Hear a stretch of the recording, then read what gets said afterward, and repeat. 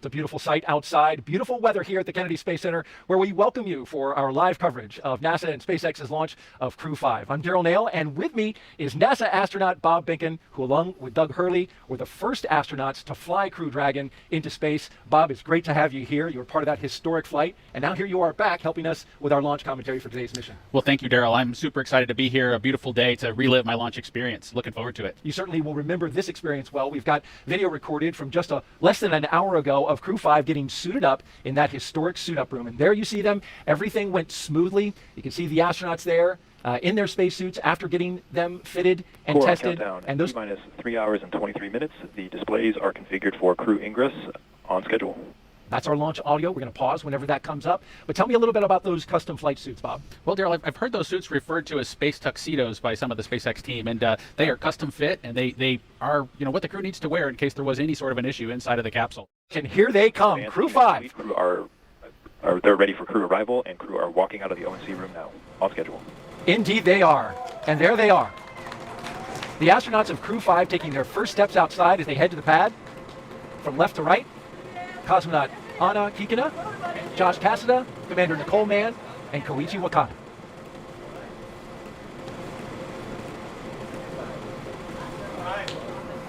So that was a pose for a picture. And here they go to their ride out to the pad. 3 Teslas all lined up in queue, along with a full security escort. And the folks you see there, family, loved ones. This is a moment to have an exchange, Bob. It is. It's an opportunity for the crew, if you will, to take a little bit of a break from the technical briefs that they've been having this morning as they got suited up and understood what the weather conditions were. They get a chance to say goodbye to their families, see some smiling faces, again, have a little bit of a relaxing moment with their families before they get serious again and head out to the launch pad. It can be an emotional moment. Absolutely. For the Demo 2 mission, my son was super excited to yell Launch America. So that was the one thing that you could absolutely hear. Even inside the suit with our deep insert earplugs, you could hear that Launch America tune when he sang it out. Look at that license plate. I was just noticing that. Blast off. Yeah, Daryl, the SpaceX team has been creative with those license plates. It's always cool to see what they add to the Teslas to make the experience just a little bit personalized. It's a nice touch. As you can see, the media in the background positioning themselves for a good shot as the Teslas roll out with a full security escort on a 20-minute drive to pad 39A.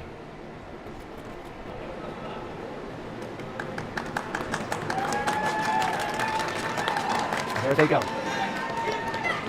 Core on countdown. T-minus 3 hours and 15 minutes. Crew are beginning their transport from the ONC room to the pad, right on schedule. There's the call out from the SpaceX team. The crew now departing the Neil Armstrong Operations and Checkout Building. Slow rolling as they make a shot available for all of the media and photographers down there. They're beginning their 20-minute drive with a full security escort across the NASA Causeway and the Kennedy Causeway. The weather here at Kennedy is nearly perfect for launch. We begin with Nicole Mann. The California native holds a Master of Science in Mechanical Engineering and is a colonel in the Marine Corps. Nicole was selected by NASA in June 2013, and today the Crew 5 commander will be flying into space for the first time. And once she reaches the space station, she'll be the first Native American woman to stay on station. Sitting next to Nicole is Josh Cassada. He grew up in Bear Lake, Minnesota. The physicist and U.S. Navy test pilot flew 23 combat missions. He later became an instructor at the U.S. Naval Test Pilot School, and more recently, he served as the capsule communicator in mission control. But today, he's the pilot aboard Dragon. In the role of mission specialist is veteran Japanese astronaut Koichi Wakata. Altogether, Koichi flew 4 space shuttle missions, a Roscosmos Soyuz, and was on a long-duration stay aboard the International Port in 2006. In 2012, Anna officially became a candidate for the position of test cosmonaut.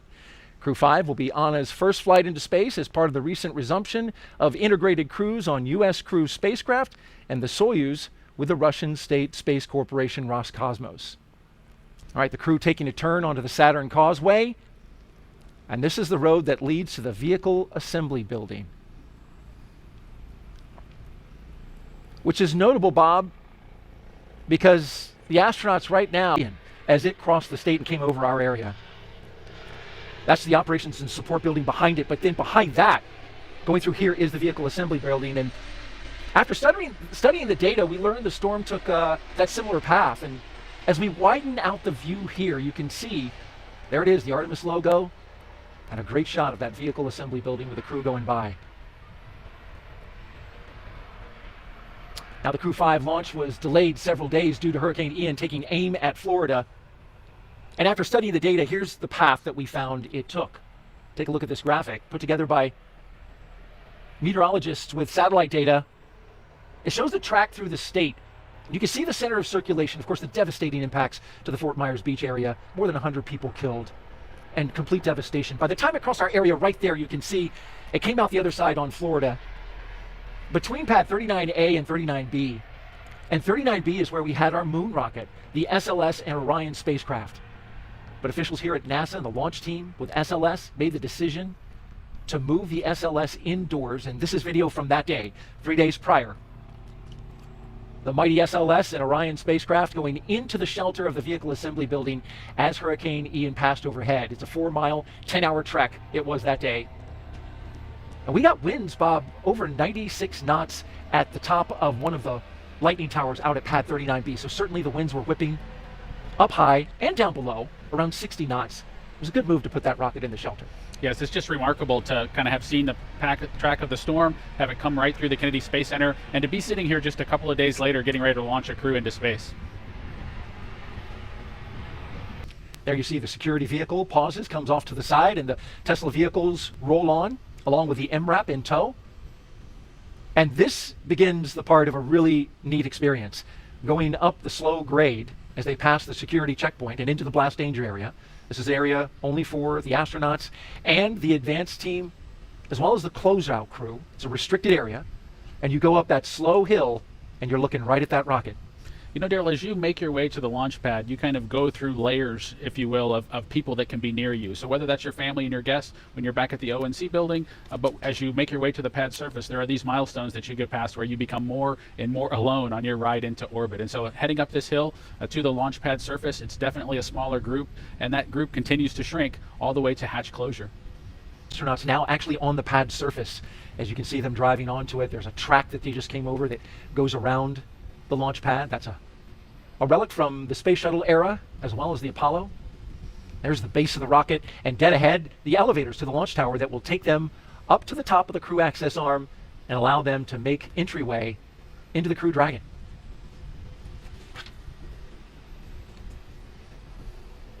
And at T-minus 2 hours and 55 minutes, we'll get that announcement that the crew has arrived, so they're a little early. You can see the flags flying and the clock ticking down. If you're just joining us, you're watching live coverage of SpaceX mission known as Crew 5, as we watch the first two astronauts walk out onto the pad surface, getting ready to do what, and I have to admit, I have to attribute this, the rocket recline. There it is. I like the way they did it kind of in coordination as well. I think that was something that Doug and I didn't quite nail on the Demo 2 mission, but I appreciate them getting it sorted out by Crew 5. That was Commander Nicole Mann and pilot Josh Cassada that just took that look up, and I mentioned the attribution. That was our voice of mission control. Rob Navius came up with that phrase, so got to give him credit for that, the rocket recline. We'll get the next two mission specialists who will do the same move, but for now, they'll go into the elevator, the same elevator, Bob, that you rode on 2 missions aboard the Space Shuttle and Crew Dragon. That's true, Daryl. That elevator there on the 39 Alpha launch pad is just a wonderful experience to kind of be able to bring it back into the game and be able to fly kind of, if you will, slowly up to the pad surface before making a stairway walk up to the actual location where you walk out to the Dragon capsule. And there we see the top of the elevators where they'll walk out, and this is something that they have rehearsed a few times. Certainly we were here when they rehearsed it the other day during what's called a dry dress rehearsal. Yeah, the crew has been through this before, and like I mentioned a little bit earlier, it is really important to kind of get the nervousness out to have done these operations once before. We can see Nicole and Josh there as they've made their way out of the elevator. They'll walk around the back and make their way up the stairs to the actual walkout area where they'll potentially have a chance to make a phone call, reach out to their family one more time before heading out to the White Room itself and climbing into the ship. And the closeout team right behind them from SpaceX as they greet some of the members of that team with some fist bumps. The telephone you mentioned, Bob, is there on the right-hand side of that hallway there. But what I notice is the astronauts tend to pause right about here because it looks like that is a spectacular view. It is, Daryl. It is their chance. Of course, you mentioned the rocket recline where they're able to look up at the rocket. They're kind of co-level with the vehicle at this point. They're able to look out, see the ocean, see the rocket, see the capsule itself before getting ready to kind of take that next step and head into the vehicle. And there you see one of the astronauts doing just that. To the right, they are looking out over Launch Complex 39A and the Space Coast.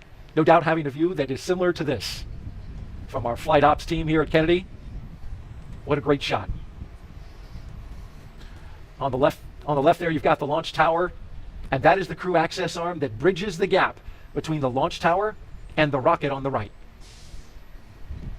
And you can see, Daryl, the second two crew members getting ready to do their rocket recline, if you will, and get a chance to look up at the vehicle. I know they're excited to get their chance to climb in and strap down. Not quite as perfect and in sync as Josh and Nicole were, but they did a great job. Again, better than Bob and Doug. So better than Bob and Doug, but not quite as tightly choreographed as Nicole and Josh. They nailed it. Nonetheless, they get a great view right before they make their way into their spacecraft. It will ultimately take them into space. We've got a split screen now. The two mission specialists on the left, and to the right, we're tracking our pilot and commander.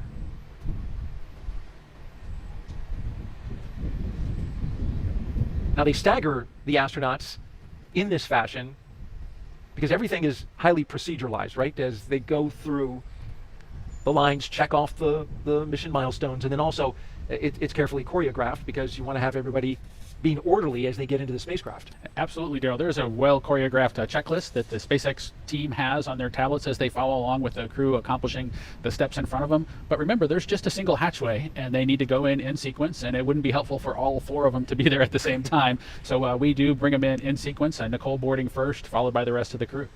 Looking at the launch tower there, pad 39A. Bob, this is the same launch tower that launched the space shuttle. It's been, of course, renovated by SpaceX. They made a lot of improvements in order to accommodate the Falcon 9, but it also has some throwback to the shuttle era. And there's part of the fixed service structure that's still a part of that structure today. That's true, Daryl. The 39 Alpha launch complex was modified to be able to handle the Falcon 9 rocket, and Doug and I were super excited to launch again from the exact same location. There are remnants of the shuttle program that are still kind of out there. There's a series of chevrons. You can kind of see them in the image there. The kind of the yellow pathway, if you will. The crews go in the opposite direction there. Those chevrons point towards the slide wire baskets that they would use if they needed to do an emergency egress off the pad surface. Those slide wire baskets are a legacy item from the shuttle program. And here we go, the first two astronauts to board Crew Dragon. On the left, Josh Cassada, and on the right, Commander Nicole Mann. All smiles as they make their way down the crew access arm. You can see the fist pumps. They're definitely getting excited now as they get ready to board the ship. And they make their way into what's called the White Room. Do a photo op there. Core on countdown. T-minus 2 hours and 47 minutes. Crew have arrived at the White Room just a little bit ahead of schedule. There's the announcement. And you can see one of the SpaceX techs handed Nicole Mann and Josh a Sharpie, which this is something that's actually on their to-do list for launch operations. And what they're going to do now is sign their signature onto the NASA meatball, or right there around it. That NASA meatball is encircled with signatures from all the previous NASA crews that have gone up to the International Space Station. That signature would include yours, Bob, as well as your wife, Megan MacArthur. Yes, Charles, that's a nice tradition that the SpaceX team added and allowed kind of Doug and I to get started. And it's pretty neat to get your name added to the wall there, the White Room wall that leads to the Dragon capsules that head to space station. And there to the right, you see the SpaceX logo. For their commercial missions, they're also starting a set of signatures, which is a great sign about starting to establish that economy in low Earth orbit, the commercialization of low Earth orbit. It's exciting to see the economy and low Earth orbit continue to grow, Daryl. It's also exciting to see the cadre of astronauts continue to grow and view that group as our partners, of folks who've been to low Earth orbit, who've been into the black of space, and it's just exciting to see that group continue to grow. Our launch weather officer for today, Brian Sizik, from the 45th Space Wing, telling us that we've got a nice high pressure system in the area, Bob, that's keeping everything clear as the first astronaut climbs aboard. Core on countdown at T-minus 2 hours and 44 minutes. Crew have begun ingressing Dragon. And here come our second two astronauts, mission specialists Koichi Wakata and Anna Kikina. They're next up in the white room. Big thumbs up from Koichi. He's the veteran of this group, Bob. We got 3 first-time flyers and a guy that has a lot of experience in space. That's true, Daryl. You know, Koichi was in the astronaut office when I arrived a couple decades ago, you know, just having joined and trained as a shuttle astronaut, getting the opportunity to fly on his 3rd space vehicle kind of going forward here. It's got to be exciting for him to try on a new spaceship. And making his 5th flight into space. And our mission specialists will now put their signatures on the white room as the commander and pilot finish up securing their 5-point harness into their seat, getting a snug fit, as you can see there. Josh Cassada making sure everything is lined up correctly. Looks like he's got 4 hands. Those are his gloves. I'm sure an extra set of hands couldn't hurt. Yeah, no, he just has the 2 hands, just like the rest of us, but he does have the gloves there kind of taken off to kind of give him some additional dexterity as he tries to work through getting all the strap-in process completed. You mentioned the 5-point harness, much like a racing harness that the astronauts strap in with. Likely they won't need all of the capability of that harness as they head into orbit and take their ride, but it does provide some capability should the emergency escape system be activated to really keep them strapped tightly into their seats. So very exciting watching them getting settled in. We've got this awesome view of the Falcon 9 with Dragon on top, crew on board already. We have been watching the crew since this morning make their way to the launch pad, climb up the fixed service structure, walk across that beautiful crew arm that you see there on your screen, and now they are getting settled into each one of their seats, and there is the Crew 5 crew there on your right-hand screen. And the crew will remain in these spacesuits through the ascent portion of today's flight. They'll be able to get out of their suits and get a little more comfortable shortly after liftoff, but for the portion that is the most dynamic portion of the flight, they will remain in those spacesuits. And the primary function of those spacesuits is to protect the crew in an event of a cabin depressurization. And if that would occur, the suit could inflate to provide a habitable environment long enough for the crew to return home. Not only is today an exciting day because it's launch day, but it's also a pretty exciting year, as this year marks Dragon's 10th year in operational flight. It took a lot of love and dedication to get here today, and we are still learning and innovating from each launch. From the beginning, Dragon was designed to eventually fly people. The Dragon hanging from the ceiling next to us was initially flown to certify SpaceX for cargo missions to the space station over 10 years ago, which flew in 2010. Yet a window was added to hint at our plans for flying crew in the near future. Now, of course, the Dragon behind us and the Dragon supporting today's mission, taking Crew 5 to the space station, are very different, a testament to how far we've come. It's been a little over 2 years since we flew Demo 2, which was on May 30th of 2020. And since then, SpaceX has been regularly flying crew missions for NASA to and from the International Space Station at an average cadence of 1 flight every 6 months since Crew 1. Dragon, ready for comm check. Copy, Dragon. Stand by for umbilical comm check. And we did just hear those words that comm checks will be starting here shortly. Now on your screen, you're seeing some waves, some thumbs up, some goodbyes to the team on the ground. Once they close this hatch. PLT, MS1, MS2, comm check. CDR has you loud and clear. PLT has you loud and clear. MS1 has you loud and clear. MS2 has you loud and clear. Core, loud and clear. Umbilical comm check is complete. Stand by for ground station comm check. We did discuss Dragon, SpaceX. Confirm crew displays are configured for launch. Let's go. We would like to give a huge thanks to the NASA and SpaceX team, the thousands of people for their development, preparation, and training in getting Endurance and Crew 5 to the launch pad today, and your continued support in helping to make this a successful mission. We look forward to joining the rest of our Expedition 68 crew members aboard the International Space Station. And a special thanks on behalf of all the crew to our family and friends. It is your love and support that help make dreams come true. Now let's do this. Crew 5 displays are configured for launch. Copy, and Nicole, Josh, Koichi, and Anna, on behalf of the entire team at SpaceX, good luck, Godspeed, and enjoy the ride. And those words from Nicole Mann, the first female commander of a Dragon, as she thanked the many folks that have helped get them to this point. Dragon is in, configured for terminal count. Launch teams continue to report no issues, and everything remains green and for an on-time launch.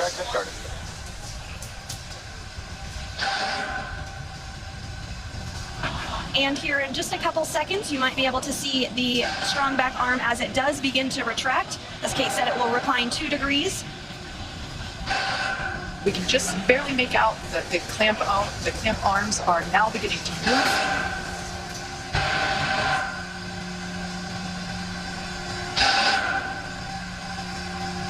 All right, now that those clamp arms are removed, as Sandra said, this will retract by 2 degrees. And then at liftoff, the strong back will retract another to 45 degrees, allowing Falcon 9 to clear. Strong back is part of the transporter erector, and the transporter erector is what provides the liquids, the gases, the electrical connections to the vehicle. It's also what we use to integrate the vehicle in its horizontal position, and we can see that 2 degree retraction just now complete. And the next call out that we should hear in about 20 seconds is that the first stage LOX load is complete.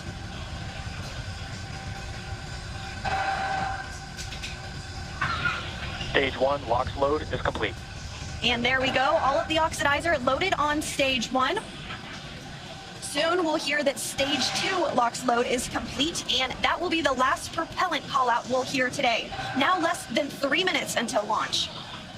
Dragon is in terminal count and is on internal power. All right, there we heard the good news that Dragon is now on internal power. Again, the white clouds that you see there at the base of the Dragon trunk, totally normal. That's just the vapor from the liquid oxygen. Again, second stage now wrapping up its LOX load. Excuse me, first stage wrapping up its LOX load just a few minutes ago, and now moving toward wrap up of second stage LOX load, which will complete at T-minus 2 minutes.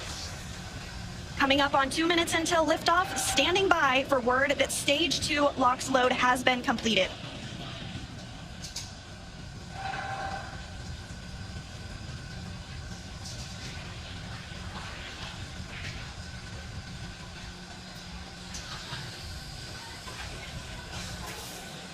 Dragon is in auto idle.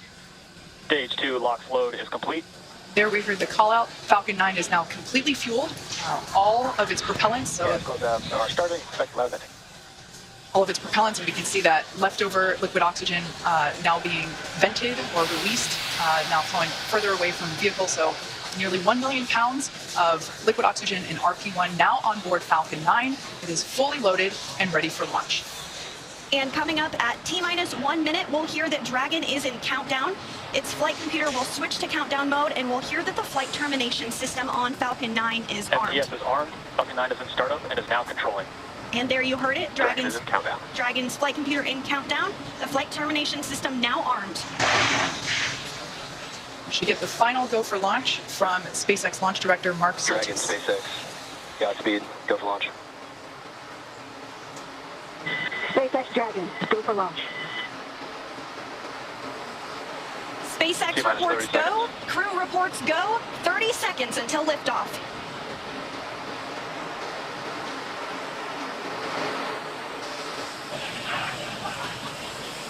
T-minus 15. 10, 9, 8, 7, 6, 5, 4, 3, 2, 1. Ignition. Engines full power. And liftoff.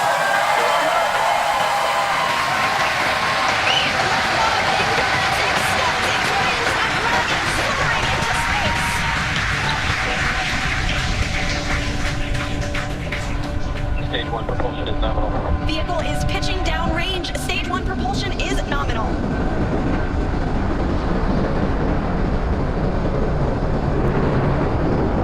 We're now at T plus 35 seconds into the fifth rotational crew mission on board Dragon and Falcon 9. 2 Alpha. Stage separation confirmed. Copy. 2 Alpha. There we should see that second engine begin to ignite now. And obviously confirmed by the loud cheer behind us here at Mission Control Hawthorne. And we're also in 2 Alpha for the aborts if needed. Again, second stage is lit and continuing to carry the Crew 5 astronauts into orbit. We're now getting a view of the first stage after that stage separation. The second stage still being illuminated by that single Merlin vacuum engine, and that's on the right-hand side of your screen. First stage on the left-hand side of your screen, making its way back to Earth. We will be attempting to land it on our drone ship, which today we are using Just Read the Instructions. Acquisition signal, Bermuda. And we did hear that acquisition of the ground station in Bermuda. The first stage is continuing to make its way back to Earth, and the second stage is going to continue. Trajectory nominal. Another good call, trajectory nominal. Dragon copy. Confirmation there from Commander Nicole Mann. You can also sort of see the Space Coast there in the background of the first stage on the left-hand side of your screen. It also looks like you can actually see the thrust plume created by the first stage as it's now rotating just out of screen. Second stage is going to continue firing until a little over 8 minutes into the flight, really doing the heavy lifting now, getting the crew into orbit. Everything continues to look nominal on both first and second stages. As I mentioned before, the first stage will be making a landing on one of our drone ships, which is currently parked a couple hundred miles off the coast of Florida in the Atlantic Ocean. So we can see now that SpaceX, trajectory nominal. good confirmation there that we have good trajectory. The second stage now traveling over 5,400 miles per hour. Crew is pulling a little more than 1G right now. That's going to continue to ramp up, peaking just before we get to second stage cutoff here in just a few minutes from now.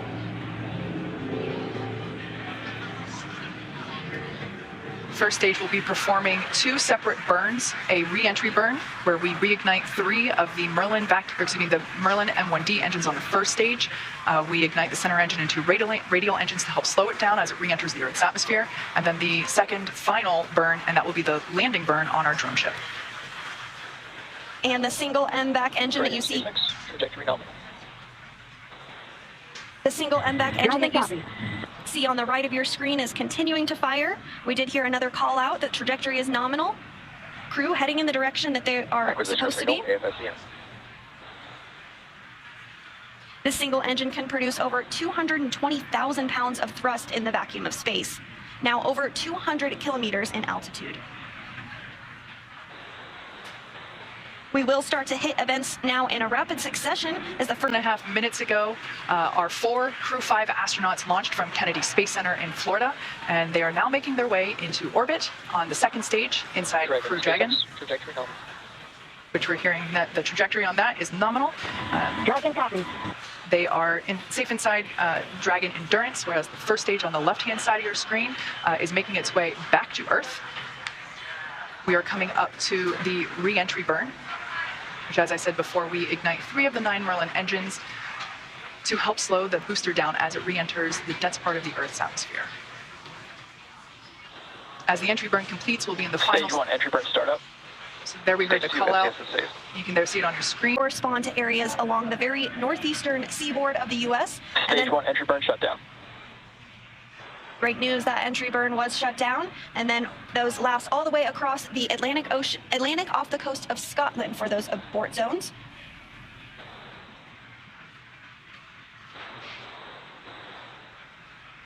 Everything continues to look nominal for both the first and second stages.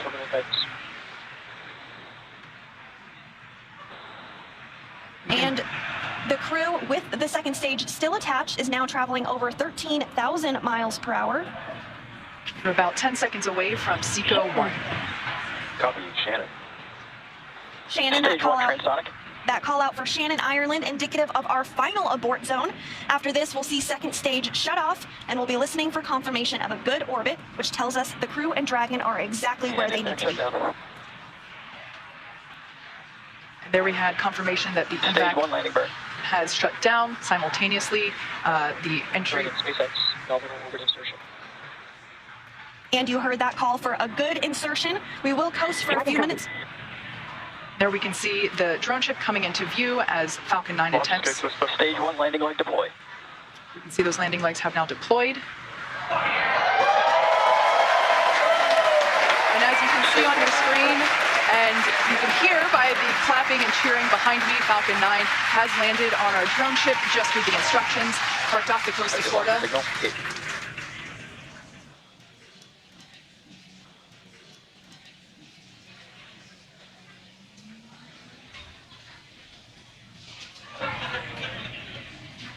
And there is separation. Dragon separation confirmed.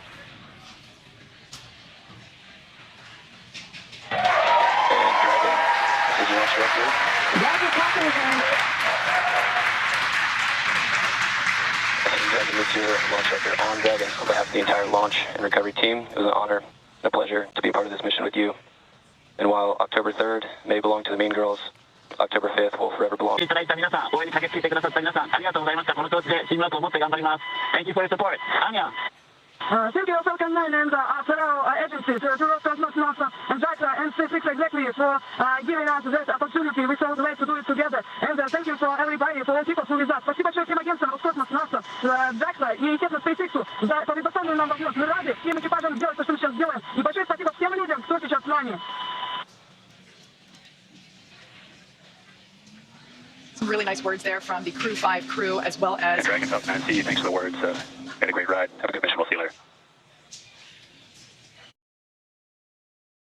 And Dragon, cameras are internal. Also getting some great views inside the capsule here, so if you all want to get a chance to talk about your indicator, we'd all love to hear some. Absolutely, Mike. So, a couple of years after he come up with his groundbreaking theory of special relativity, Albert Einstein, in his mind, still had a couple loose ends to tie up. While he was sitting in the patent office, because he wasn't famous yet, definitely should have been, he had his happiest thought of his entire life. That thought was, a person in free fall doesn't feel their own weight. That thought, along with some others that he built upon, led to general relativity and our understanding of gravitation and curvature of space-time. We're experiencing Einstein's happiest thought continuously, like the International Space Station has been doing for over 20 years.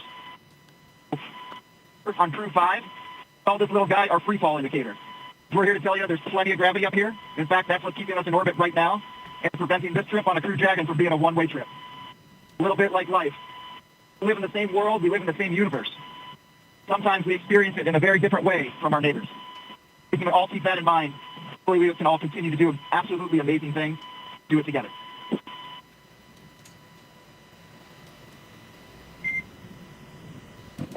Well, that was excellent, Josh. We appreciate you all taking the chance to share with us some of those special words and some of the meanings to you all.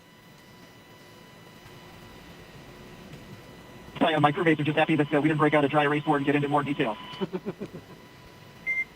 We'll chat lensing later. Absolutely.